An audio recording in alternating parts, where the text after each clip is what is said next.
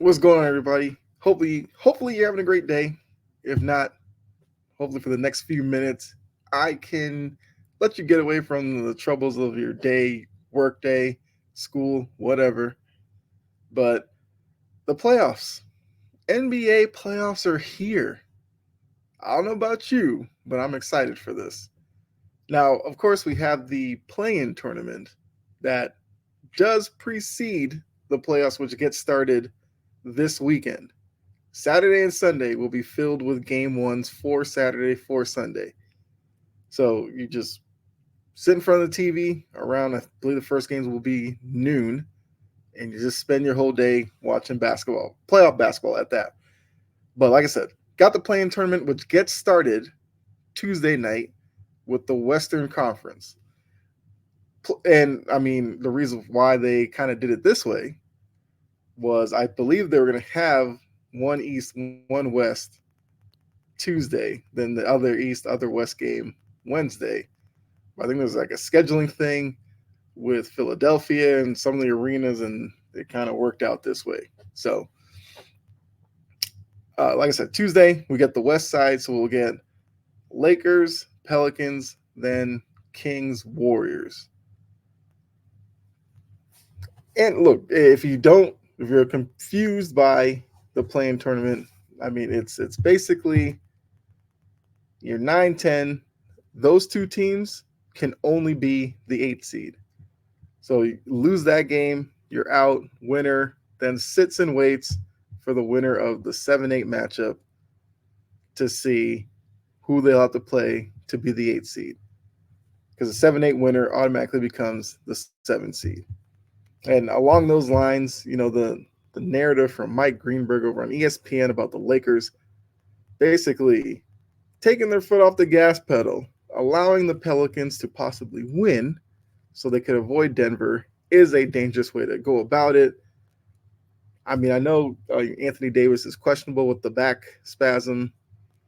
So I guess it would make sense if they were to sit him out for Tuesday because back spasms aren't something you want to mess with.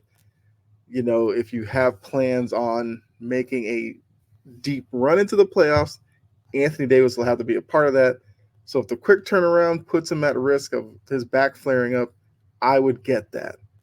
But for the other players in that locker room, they would have to approach that game with the mindset, get the win against the Pelicans, who they just beat this past weekend pretty handily.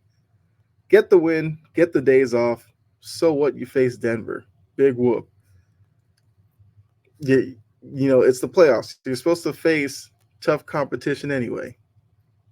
So who's to say just because you try to get Oklahoma City, who was the 1 seed, by the way, that it'd be any easier? You just don't know. Playoffs are a crapshoot. It is about matchups. I get that. But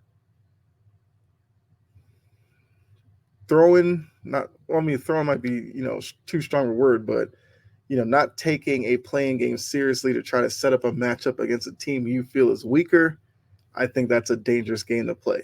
So, either way, I'm going to assume the Lakers beat the Pelicans again because, like I said, I saw the game. It was the final day of the regular season on Sunday. Pelicans did not look impressive. I'm not expecting it to look much different a couple of days later. So I think the Lakers move on there, end up facing the Nuggets, and then we have a situation where the Pelicans face the winner of Kings Warriors. I just have a feeling that the Warriors are going to get it done. The Kings, a lot of optimism with them coming off of last season where they were with a top 4 seed in the West. The Malik Monk injury completely derailed their season. They went into free fall, ended up as the 9 seed. I mean, it's not to say the Kings don't have a chance because, Sabonis can give you a Sabonis-like performance where he can, drop 20 something points. He could drop you like 15, 16 rebounds, get you like 8 or 9 assists, really control the game, and make it harder on Golden State. But I just think the momentum right now is on Golden State's side. So I feel like Golden State powers through there, setting up a matchup on, I believe, with Thursday of the Warriors Pelicans playing for the 8th seed to face Oklahoma City.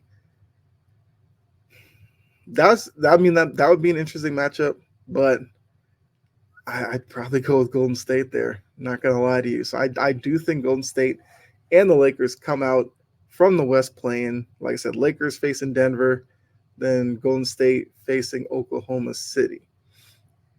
Now the East side, you have once again Bulls, Hawks can only be the 8th seed, so one of those two teams will face the Celtics. That's if they make it through the play-in. But I I feel like the Bulls win that game. I mean, neither team has been really impressive. They're both under 500. I think the Hawks are like, what, 9 or so games under 500. So the Hawks have been disappointing to some, but, you've heard me talk about the Hawks before. I do think there's glaring deficiencies with that team. Luckily for them, the Bulls have some glaring deficiencies as well. But I feel like I trust the Bulls roster a little bit more, but would not be surprised if the Hawks get the win there. So I'm going to say the Bulls win that one and end up waiting for the loser of Sixers Heat. Now, Sixers Heat will be very interesting because the Sixers as a 7 seed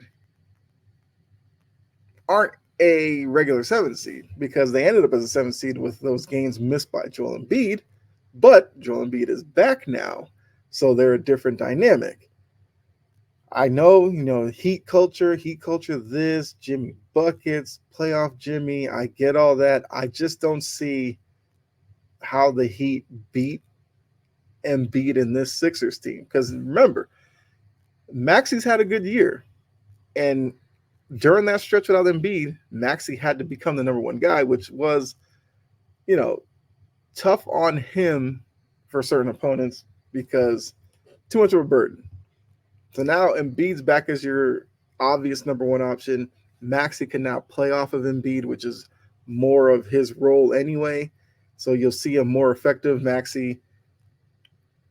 I mean, I guess the key might be how, have the Heat really turned on that switch? Like I said, I have not believed in the Heat all year. I still don't. So I'm going to take the Sixers there. So I think the Sixers face the Knicks in what would be an interesting first round series. So I would have the Heat facing the Bulls.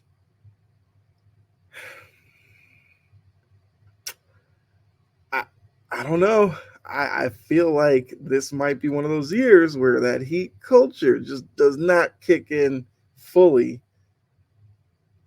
You know what? No, I feel like the Heat would probably beat the Bulls. Yeah, setting up Heat Celtics first round matchup. For Celtics fans, I feel like that's not the matchup you want. Me as a Celtics fan, I say bring it on. I'm ready for the Celtics to exercise whatever these Heat demons are that fans are so worried about them. Yes, they have knocked out the Celtics before in the playoffs, but like I said, I think this year is different. I do think the Heat would be a good first round matchup to make sure the Celtics are locked in from game one. The worry would be if they face like the Hawks or the Bulls, they may lackadaisically try to get through round one, which they'd probably still win that series, but it wouldn't be a good look. Like I said, Miami or if it was Philly, they'd be locked in from day one. So I kind of want the Heat to be the Celtics' first opponent. So that's how I see the play-in going. Once again, I think Lakers beat the Pelicans because I just think the Lakers are just better. The Pelicans don't really have an answer for AD, even though he may not play, but the Pelicans just struggle against the Lakers. Zion, I'm expecting, like I said, more of the same from this past Sunday where the Pelicans couldn't really do much offensively. I'm not going to completely write them off, but just based off what I've seen this year, yeah, I feel like the Lakers take that one. And then I think the Warriors beat the Pelicans because I think the experience and something just seems off with that Pelicans team that I think the Warriors will take advantage of it, and then they end up facing Oklahoma City. Like I said, I think the Bulls beat the Hawks because the Hawks are just disappointing, right? And I'm one of those who feels like if the Hawks make the first round, lose to the Celtics, I don't know if that would force the front office to really change much. Although there's lots of reports that Trey Young or DeJounte Murray will probably be gone this offseason. I, for one, as somebody who lives in Atlanta now, I do watch the Hawks. I would rather see them move Trey Young. Maybe that's a hot take to some of you Hawks fans, but I just think the ceiling with Trey Young as your best player, not a title contender. That's not to say DeJounte Murray is a title winning lead guy, but I think because of his ability defensively and his length at that position as a point guard, I feel like you can construct a team around him better than you can with Trey Young. So I kind of want them to lose to the Bulls, which I feel like would force them to kind of break it up a little bit. Now the Bulls, this should probably be a last stand for them as well. Their roster is not really well built between DeRozan, Levine, who's been hurt, Vucevic.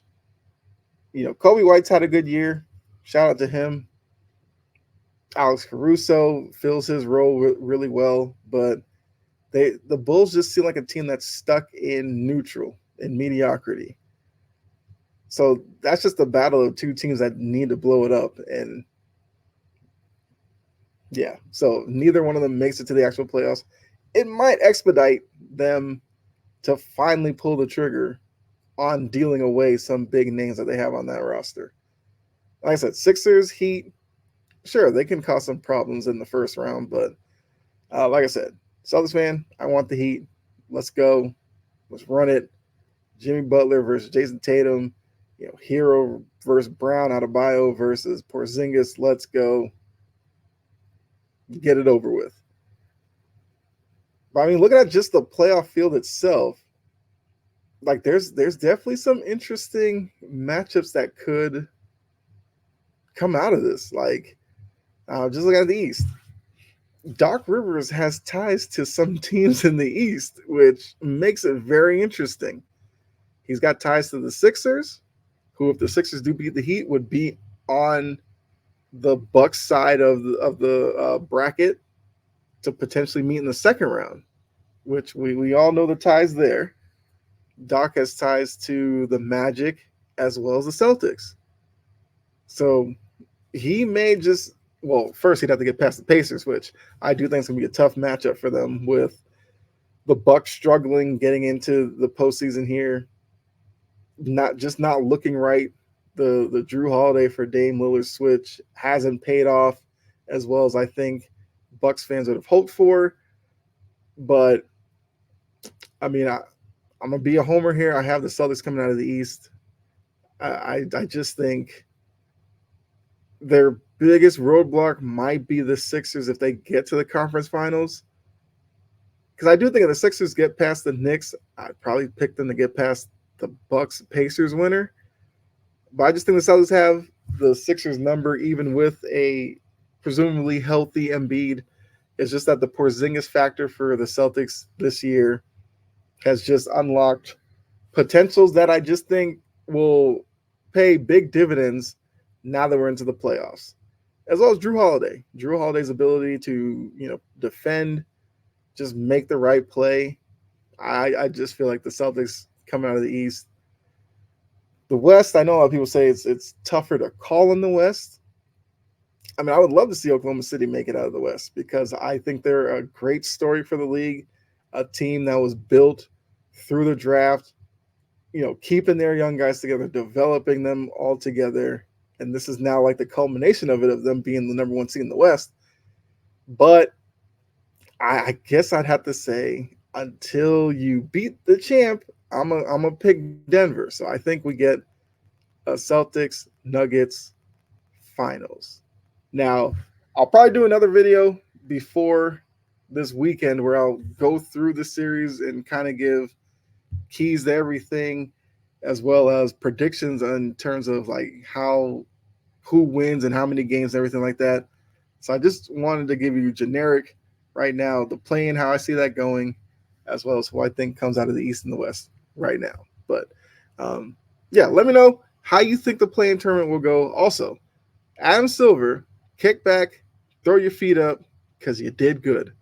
I've always been a fan of the play-in tournament, and what we had this year was exactly why it's such a good idea. I've seen some people upset about it because they're like, you have 82 game season. Now it's extra games to get in as a 7 and 8 seed. So what? It creates more intrigue later in the year. If you watched any of the games Sunday, there were so many things up in the air that a lot of the games on Sunday had something on the line. That's what Adam Silver's job is. Create intrigue at the end of the season. That's what he did. So I'm all here for it. So yeah, so we'll see how the games go Tuesday night. I may probably do a follow-up video like tomorrow recapping what happened Tuesday, or I'll just wait for after the play-in. Like I said, end of the week, do the video with the whole playoff bracket set 1 through 8, East and West, and really dive into these matchups a little bit more. So thanks again for tuning in. Hopefully you enjoyed the video. If you did, you know what you need to do. Go ahead and hit that like button. Really appreciate it. Leave a comment as well. Let me know how you feel about the playoffs. Are you a fan of the play-in? How do you see the play-in tournament going? There's several questions I could give to you. Do you like the idea of the Lakers trying to avoid Denver? I say it's dumb, but that's just me. I feel like you're playing a sport. You're a competitor. Competitors don't run from challenges. So if Denver is, that team that has your number, you face the challenge and you try to turn the tide. That's all I'm saying. But hey, I don't run the Lakers. I'm not in that locker room. I don't know what conversations are being had. I don't know what the mood is there. But I feel like if I'm in that locker room, I'm a player. I say, get the win, get the rest. Let's go get the champs. So, yes, like I said, let me know in the comment section how you feel about it. So you can catch me tonight on Integrity Sports Network, where I will be hosting On the Ball podcast. So make sure you follow me over there. Greatly appreciate that. Love to see you all in the comments there. We will dive into the playoffs on that show, as well as some All NBA talk, which I'll probably have to do a video sometime this week about that because Kendrick Perkins was talking. Yeah, if you haven't seen it, go check out Kendrick Perkins All NBA. Actually, his award ballots, because I think he went through All NBA, his Defensive Player of the Year ballot, and some other stuff. So definitely talk about that in a later video this week. Let's see what else. For the gamers out there, we'll be doing a MLB The Show stream probably tomorrow. So if you are into that, definitely I have the socials up here, so follow me on Twitch for those, the gaming streams. But yeah, got X, Facebook, TikTok, YouTube, Discord, Instagram. Love to see some of you on the Discord because I'm actually posting in the Discord now. Had it for a little bit, but I'm actually posting in there more often now, so would love to interact with you all when I'm not doing these videos or doing it live, because also watch-alongs will be coming back for the playoffs. I am going to try to do both playing games Wednesday. If not, I'll do one, but I'm going to try to do both of them. Then once we get to the playoffs, Saturday and Sunday, I'm going to try to do as many Celtics games as I can, but I will also do some other games as well, because I do think some of these matchups are intriguing that I do want to check them out with you. At least that way, if it's not a Celtics one, I can do it, I guess, with a non-biased eye. not really biased with the Celtics. If you've been on them, you've heard me criticize them when I've had to. So, yes. But thanks again for tuning in. Hopefully you enjoyed it. Be sure to leave a comment and hit the like button. Also subscribe and follow. But I'm gonna go ahead and let you enjoy the rest of your day. God bless. See you in the next video. I'm out of here. All right. Bye.